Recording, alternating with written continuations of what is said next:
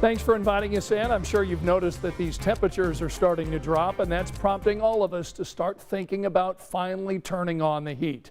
But with that comes certain risks. So in our big story tonight, we want to talk about avoiding the chill safely. We've got some tips for you on how to keep warm on a budget.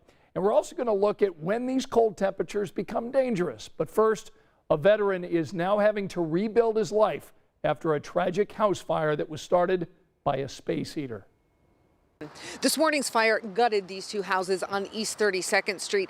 It started on the back porch of this house, say firefighters, likely from a space heater that was too close to something. When Stephen Howard woke up Wednesday morning, the 69-year-old retired carpenter and Vietnam veteran had a place to call his own, a home he's owned for more than a decade. This was the living room. Just a few hours later, though, everything belonging to Stephen and his sister Denise, who lives with him, was gone. Everything. It's your whole life just gone. Stephen says he left in the morning to run a quick errand. When he came back, My sister was coming down the street, blanket wrapped around her, no shoes on. Denise told her brother she'd been in the bathroom when their 17-year-old pit bull Champ started barking, alerting her that the house was on fire. And the back door was open, so he could have just ran out, but he stayed in there until he got her out. I love that dog to death. Now, all three are without a home, with no insurance to speak of to cover the loss. You have to, rob Peter to pay Paul. In this case, Paul is thousands of dollars in medical bills Stephen is paying to treat gallbladder cancer. Something had to go. That something was his homeowner's insurance this past April. I thought, well, whenever I catch everything up, I'll just get some more. But it didn't happen like that. It's almost like you gambled and you lost. A loss not just of his home, but keepsakes even insurance couldn't replace. I had a locket that my mother gave me and old coins and stuff.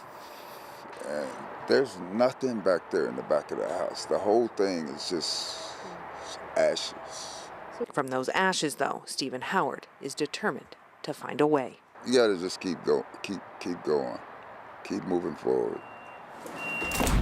It's important to keep warm because cold temperatures can kill 20 times more people than hot temperatures. And here's how to do it safely. If you're going to use a fireplace, make sure you get your chimney inspected and swept. Keep the flue open and have a carbon monoxide detector in your home. If you use a space heater, make sure it's plugged into a grounded wall socket. Don't use an extension cord. Keep it away from other fabric and flammable objects.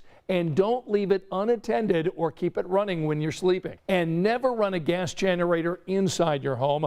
Those release fumes that can be deadly. With natural gas prices skyrocketing, a lot of you might be trying to cut corners on heating costs this winter. We do have some things that you can do right now to avoid sacrificing a safely heated home.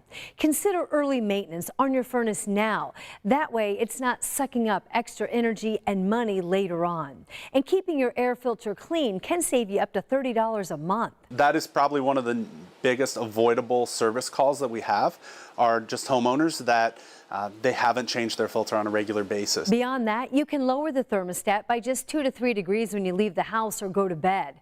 Open the blinds during the day to let the sunlight in. And make sure there's nothing covering your floor vents.